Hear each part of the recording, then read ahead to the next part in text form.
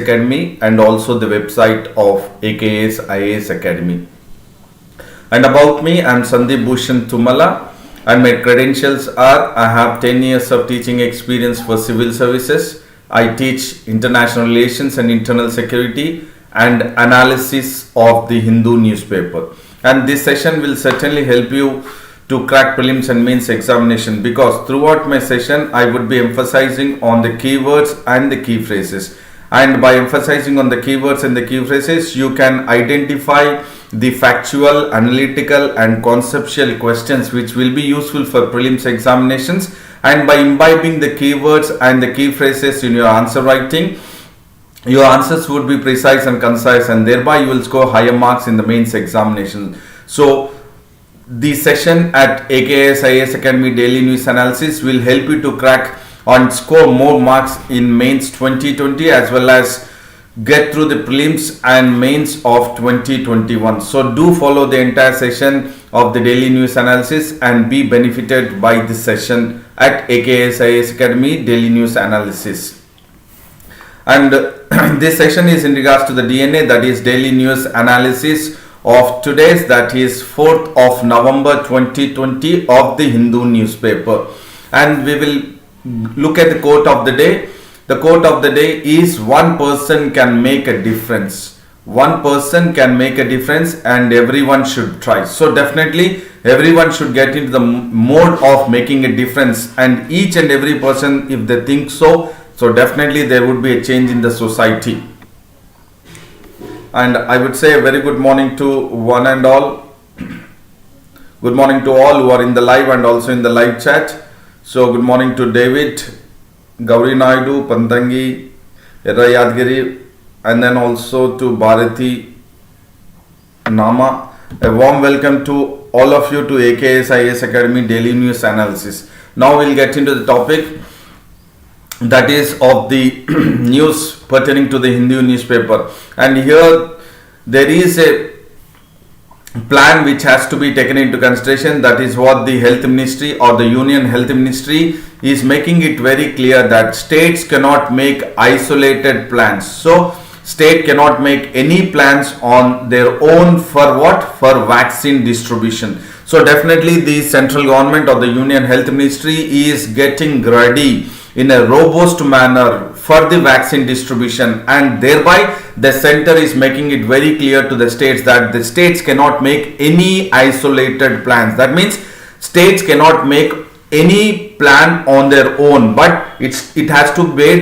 based on the guidelines which is being created by the Union Health Ministry. And that is what the Union Health Ministry has asked the state governments to stop, refrain in the sense to stop from making any kind of isolated plans from the state government point of view for the vaccine distribution. In fact, the central government says that it has set up an expert committee on vaccine administration. So the keyword is expert committee on vaccine administration, which is being set up by the central government, and it wants the central government or the Union Health Ministry wants the states to adhere in the sense follow the directions which are given by the center, that is the Union Health Ministry, in making or in regards to the plans for vaccine distribution. So this is very important,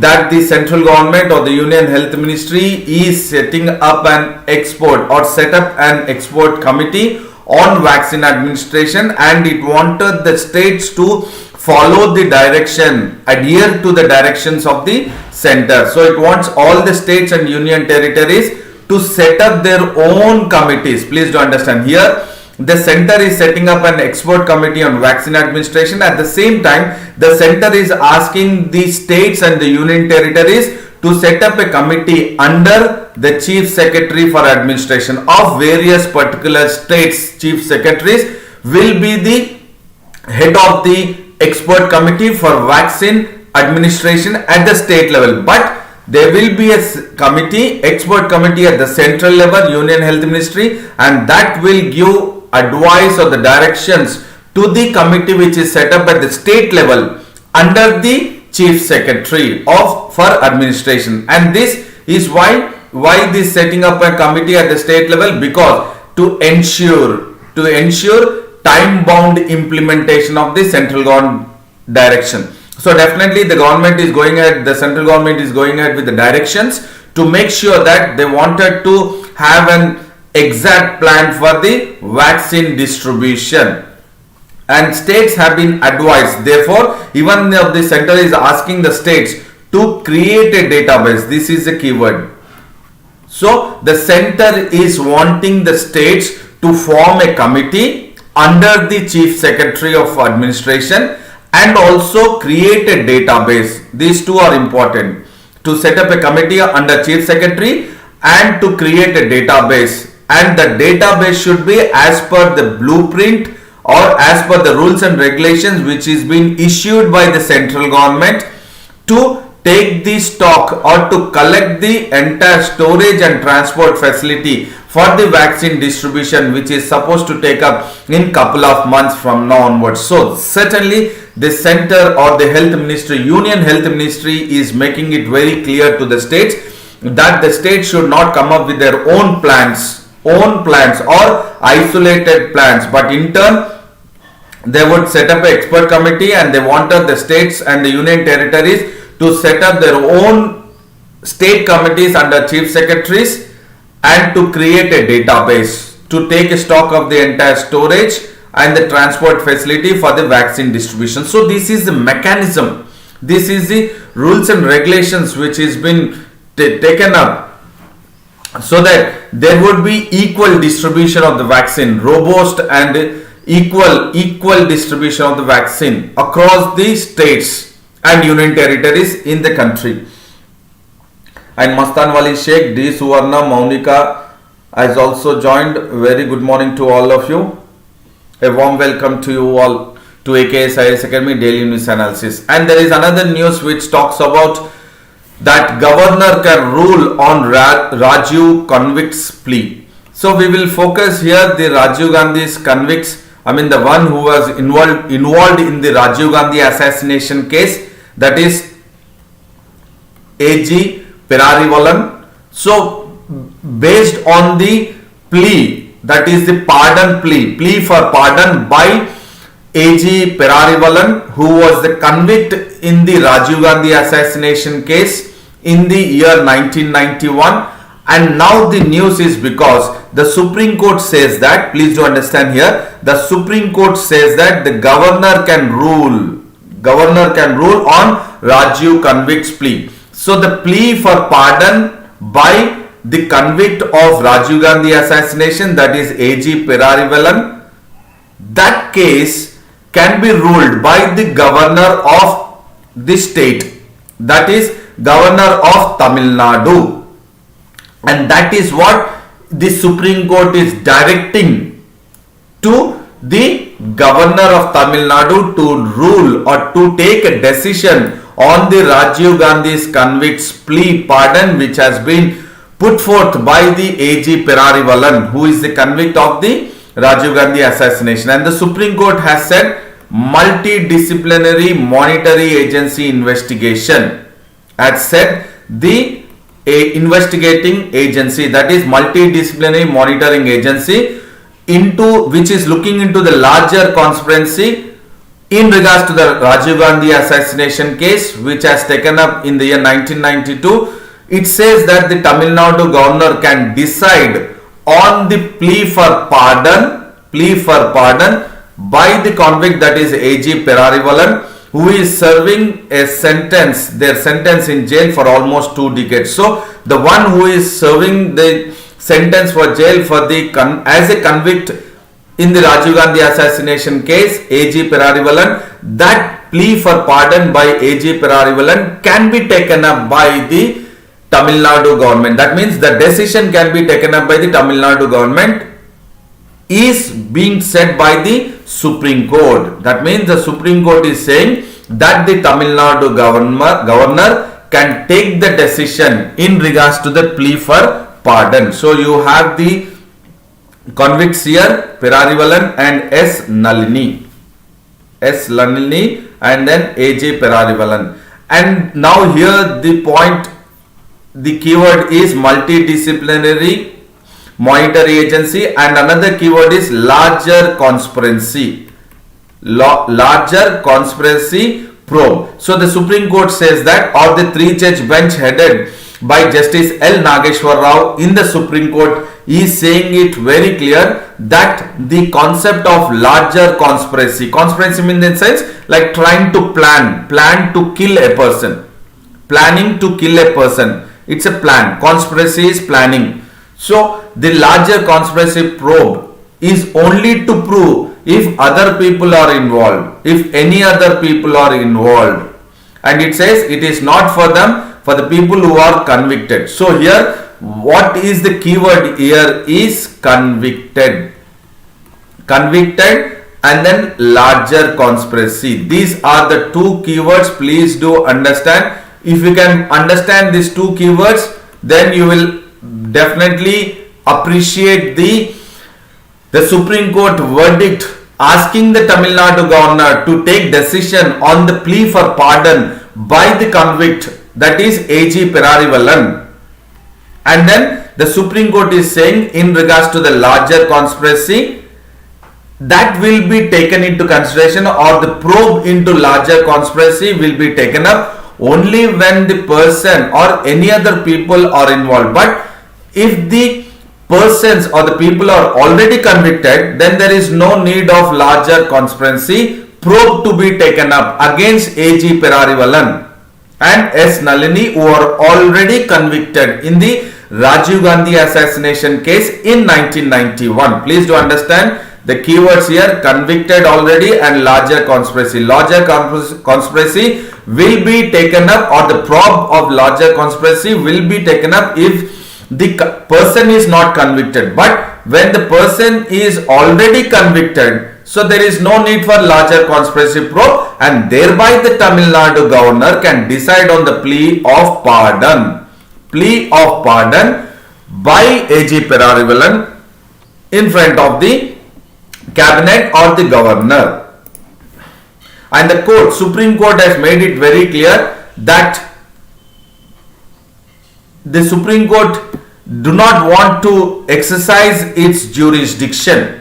Now, as the case is already with the Tamil Nadu governor, as the plea for pardon is already with the governor, so the Supreme Court doesn't want to interfere, or Supreme Court doesn't want to exercise its jurisdiction when the case or the plea for pardon is with the Tamil Nadu governor, and that plea for pardon of Perarivalan is under Article 161 of the Constitution. So here what is very crucial is which one of the following article is for the plea for pardon. That is Article 161 of the Constitution, and the Supreme Court is asking the governor to pass the order, to take the decision. Tamil Nadu governor to take the decision on the plea for pardon under Article 161 to pass the order without the Supreme Court intervention. Here it is Supreme Court is giving a direction, and it is asking the Tamil Nadu governor to take the decision. Is asking the Tamil Nadu government to take the decision, that is plea for pardon under Article 161. These are the keywords: larger conspiracy probe, multidisciplinary monitoring agency investigation, and then in regards to the Article 161 of the Constitution. These are the keywords which you need to focus. And Mohammad Razak has also joined. A warm welcome to you. Now, Razak, class will be at 7:30 itself. It will continue at 7:30 itself. Please do mention that the class or the AKS IAS Academy daily news analysis by me, that is Sandeep Bhushan, will continue or will start at 7:30 as normal. And the convict, that is Perarivalan, has applied. Now we will look at when did the Perarivalan actually approached for the plea for pardon to the governor. So he has applied to the governor on December 30, 2015, and almost after 3 years, that is on September 6, 2018, the Supreme Court has asked the governor to decide the plea for pardon which the Perarivalan has applied in the year 2015, and on September 9, 2018, Tamil Nadu governor has recommended, Tamil Nadu cabinet has recommended the Tamil Nadu governor to cancel Perarivalan's sentence, that is death sentence. Look at it. First, the Perarivalan has applied to the governor on December 30, 2015, and on September 6, 2018, after 3 years, when the plea for pardon has been applied to the governor, the Supreme Court has asked the governor to decide the pardon plea. And then on September 9th of 2018, that is after 3 days, the Supreme Court has asked the governor to decide the pardon for plea. Then the Tamil Nadu cabinet has recommended the governor to cancel the death sentence of AG Perarivalan and release him. Look at it. So 2015, 2018, that is 2018 again September 6 and September 9th are the important dates. 2015 applied, 2018 Supreme Court has asked the governor of Tamil Nadu to decide on the pardon of plea, and on September 9th the Tamil Nadu cabinet has recommended the governor of Tamil Nadu to cancel the death sentence of Perarivalan and release him. But neither the recommendations by the Tamil Nadu cabinet to the governor nor the Supreme Court order on September 6, 2018 to the governor to decide the pardon of plea has actually been honored. It is not actually taken into consideration. That is why now the Supreme Court is asking the governor to take up the case, as the case is now with the governor. Thereby, the Supreme Court does not wish to interfere in the plea of pardon, which is now in the ambit of the governor. And on January 2020 this year, the Supreme Court has further sought information from Tamil Nadu, so that what is the action taken by the governor as per the September 2016 Supreme Court order, September 6, 2018 Supreme Court order, and what has been done as per the September 9, 2018 Tamil Nadu recommendations. So here the governor is just keeping quiet, or it's null and void at this moment, that the governor is supposed to take a decision or decide the plea of pardon. So this is very, very important between, as I said, between the Supreme Court and the Tamil Nadu governor. And the other one is plea for pardon is the keyword. Rahul has joined. A warm welcome to you, Rahul, to AKS IAS Academy Daily News Analysis.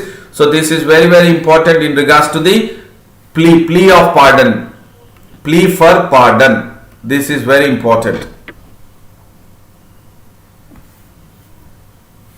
And on February 2020, again the state government has informed the Supreme Court that the cabinet has sent the recommendations to the governor for his signature, and depending on this, now the state has to ensure that the cabinet decision to release Perarivalan is enforced or is taken into consideration. And now again here is, you have cabinet decision versus governor's decision. One thing I said is, it is in regards to the Supreme Court verdict or Supreme Court order versus governor, Tamil Nadu governor. Please do understand this. There are two analysis we can do it here. Supreme Court verdict was versus the governor's act onto the plea of order or plea for pardon. Plea for pardon. So this is the main core of it. And again, cabinet is decided, Tamil Nadu cabinet has decided and sent a recommendation to the governor, but governor for signature of the governor, but the governor hasn't taken any decision since 2018 when the Tamil Nadu cabinet has sent a recommendation to the governor to cancel the death sentence of Perarivalan and release him, but still it is under the governor's decision also only. And now the point is, second one is cabinet decision versus governor's decision in regards to the plea for pardon. And now on November 3rd, 2020, the 3-judge bench by Narayan Rao has agreed to hear the case in detail after the Deepavali vacation. That means the case will be taken up again on November 23rd. So please do understand the core of the entire analysis. The core of the entire analysis, Supreme Court verdict order of 2018 versus governor's decision on plea for pardon and cabinet decision recommendations, and again the governor decision on the cabinet recommendations to cancel the death sentence of AG Perarivalan and release him from the jail. And there is another news which talks about amended Jammu and Kashmir land laws. So we have seen that Jammu and Kashmir administration has come up with a new land laws, and the governor, lieutenant governor, that is Manoj Sinha, he says that there are few apprehensions in the sense that there are few doubts, there are few doubts over the new amendments to the land laws in regards to the acquisition of land by outsiders. So the citizens of Jammu and Kashmir Union Territory are now having some doubts with the new amendments to the land laws in Jammu and Kashmir Union Territory, wherein the land would be acquired by the outsiders. But the Lieutenant Governor Manoj Sinha is saying that there should not be any kind of doubts or apprehensions, because he says that the land of Jammu and Kashmir citizens will be protected, and this protection is definitely as per the kind of land laws which are being into existence already, which the land is being protected for the citizens or the indigenous people of Jammu and Kashmir, wherein the laws which are pertaining to Himachal Pradesh and Uttarakhand. So definitely the same kind of land laws which are already existing in Himachal Pradesh and Uttarakhand will be incorporated in the new laws. So what is important here for you for a conceptual and a better understanding about the Jammu and Kashmir development plan or Jammu and Kashmir new development land laws is that the Jammu and Kashmir administration will enshrine that the land will be protected as per the laws which are already existing in the Himachal Pradesh and Uttarakhand, and those will be incorporated into the new laws of Jammu and Kashmir land laws, so that the apprehensions or doubts should not be any doubt in the minds of the Jammu and Kashmir. And it says that these amendments covered only to the non-agricultural lands. So definitely the point which you need to focus is the new amendment laws, that is land laws, will be covered only for the non-agricultural land, and this amendment will give and boost to the industrial development in the Union Territory. That is what Mr. Manoj Sinha, Lieutenant Governor of Jammu and Kashmir, is making a point that the new laws are all built-in safeguards. They have the built-in safeguards that it will protect the interest of the Jammu and Kashmir citizens. By the way, the same kind of laws which are enshrined in the Himachal Pradesh and Uttarakhand will be incorporated, so that they will be having a built-in safeguards. Madhupriya has joined. Chira Yamuna has joined. A warm welcome to both of you to AKS IAS Academy Daily News Analysis.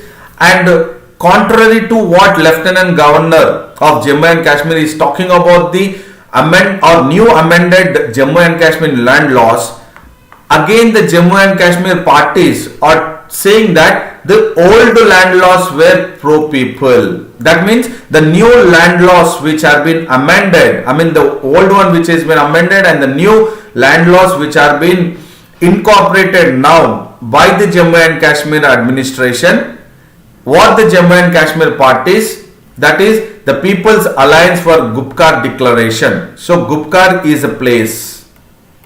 Gupkar is a place in Kashmir. So that Gupkar road, you have a road called as Gupkar road. So based on that Gupkar road, there is a declaration which has taken up in that place, that is one of the official residence of the politicians, and they have formed an alliance called as People's Alliance for Gupkar Declaration. And this is among 6 political parties in Jammu and Kashmir have come together, and now they say that the new law is the disputed one. The defense. The newly introduced land laws are not really very helpful for the people, but the old land laws were pro people.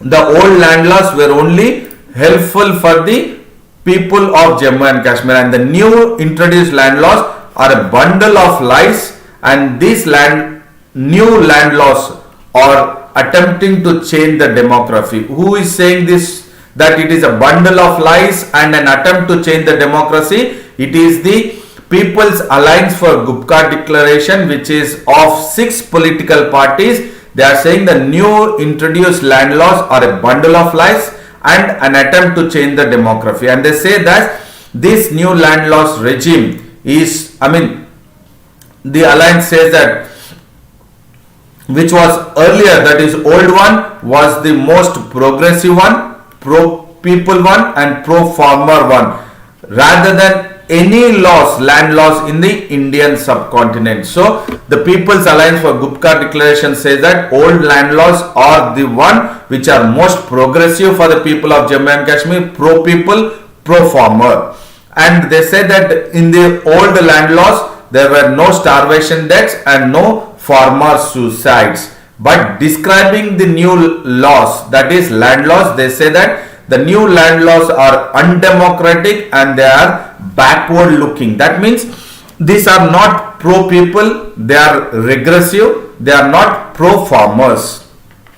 And they say that the transfer of land to the non-state subject, that means anyone, now by abrogation of Article 370 and 35A, now any individual or any company from outside Jammu and Kashmir can come and then they can purchase the land. That is denuding, that is it will deprive or rob the residents of Jammu and Kashmir of their precious rights, that is special status rights, which was abrogated by Article 370 and 35A and by Jammu and Kashmir reorganization law, which has bifurcated the Jammu and Kashmir state into 2 union territories, that is Jammu and Kashmir and Ladakh Union Territory. And more children to get fortified rice. So here what we will focus is what is fortified rice and why the government is now focusing on this rice. This is very crucial. And the children in Anganwadis and the government schools will now very soon, the children will be eating rice which is with iron, folic acid and vitamin B12. That means definitely this rice will be a nutritious one and it will make sure that the children are healthy. And that is what the government, that is the food ministry or the government is definitely into getting into the mode of coming up with the fortified rice which will have iron, folic acid and vitamin B12. And according to the food ministry, they wanted to make sure that, or they wanted to combat, they wanted to fight against the chronic anemia and undernutrition. Definitely there are chronic anemia circumstances in the rural India, and to overcome that or to combat the chronic anemia and the undernutrition kids or the children's, the government is planning to distribute the fortified rice. So we need to understand what is the importance of fortified rice and what is fortified rice. And they wanted to distribute, the government, to make sure that to combat the, you can add this as your short notes in your mains, to combat chronic anemia and undernutrition, the government is planning to distribute the fortified rice through integrated child development services, through midday meal schemes for the next year, to focus on 112 districts. So 112 districts have been identified, and the government, to combat chronic anemia and undernutrition of the school children, so they wanted to distribute the fortified rice through the integrated child development services and midday meal schemes. So these are the two schemes which you need to focus, which will be very useful for the prelims as well as mains examination while you are writing a short notes in regards to the combating chronic anemia and undernutrition, or in regards to the fortified rice. And we will look at what does this fortified rice involves. And this fortified rice involves, they grind the broken rice into powder. You have the broken rice, they grind the broken rice into powder and mix with various nutrients. Please do understand, they grind the broken rice into powder and they mix with the nutrients, and then shaping it like a rice like kernels. Kernels is small nuts. Kernels are nuts kind of thing, small kind of nuts, because now these nuts are the powder of the rice and also with various nutrients which will have the iron, folic acid and vitamin B12, so that it can overcome anemia and undernutrition. So this is the importance of fortified rice, and this fortified kernels will be mixed with normal rice in a ratio of 1:100 ratio and then distributed for consumptions. And right now in India we have 15,000 tons of kernel available per year, and this is the scheme which is existing now to distribute the fortified rice through the public distribution scheme in 15 districts. And right now it has been implemented in 5 districts, and then another 10 districts are yet to come up, or they are identifying the districts to make sure that the kernels will be distributed, or else the fortified rice will be distributed.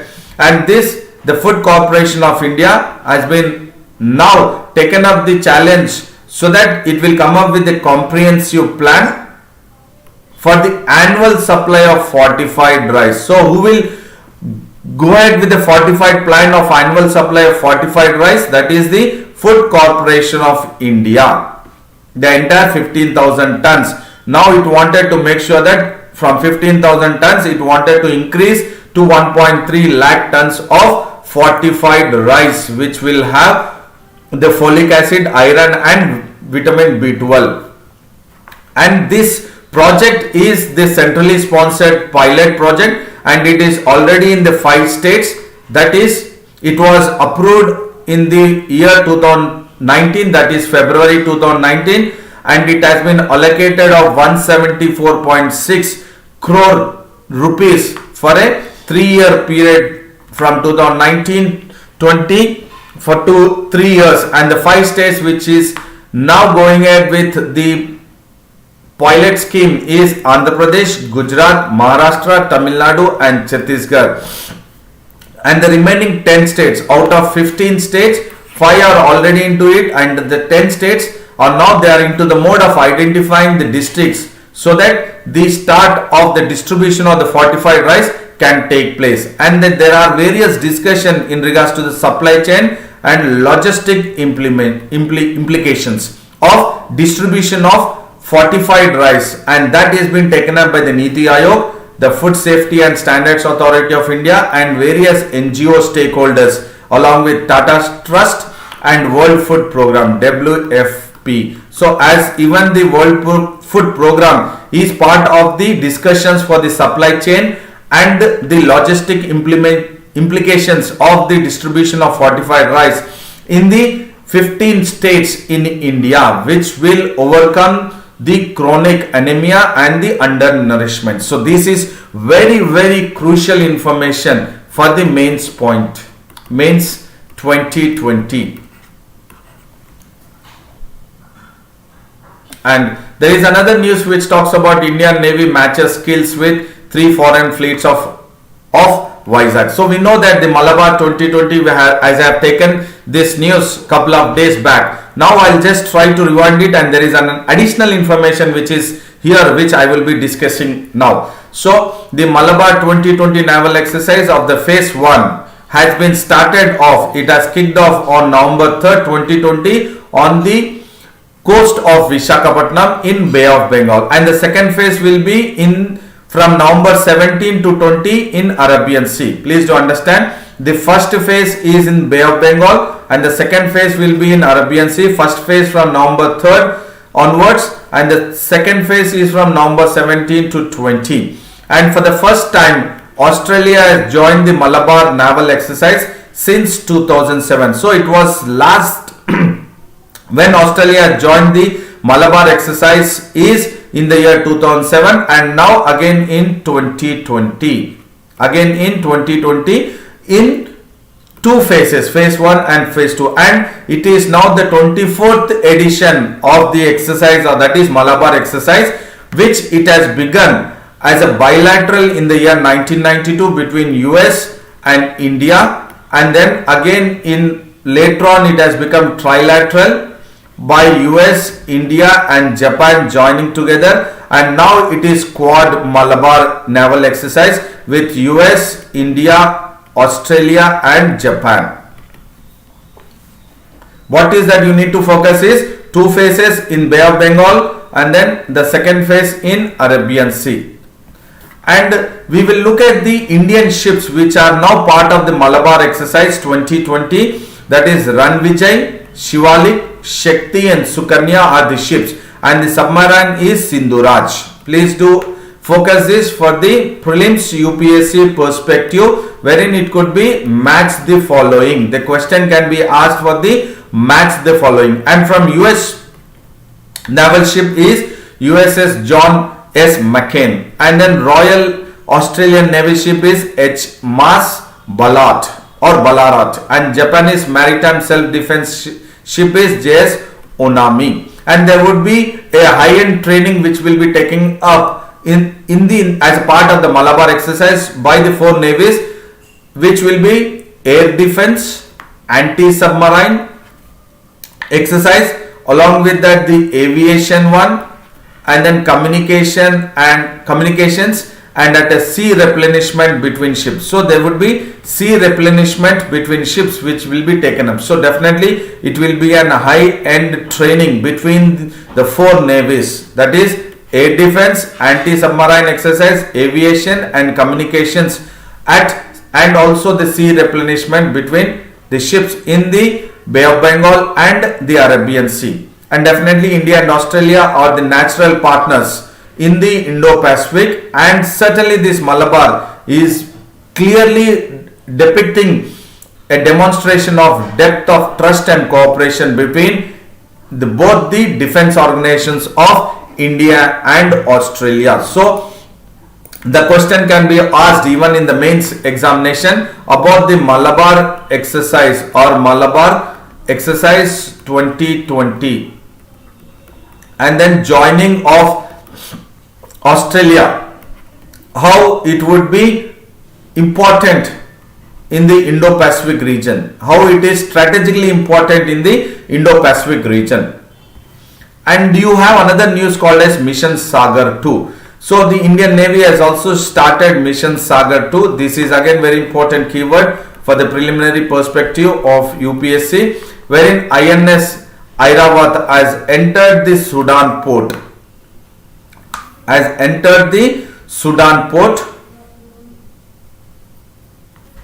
Here, Sudan port, and here now this INS Airawat is carrying 100 tons of food which India is providing as an assistance to the countries or to the Sudan because of the African nations which have been hit by the COVID-19 pandemic situation. And this Mission Sagar 2 is a follow-up of Mission Sagar 1, which has taken up or which has started in the month of May and June of 2020 during the COVID-19 pandemic situation, wherein India has provided food assistance and even medical assistance to the African nations.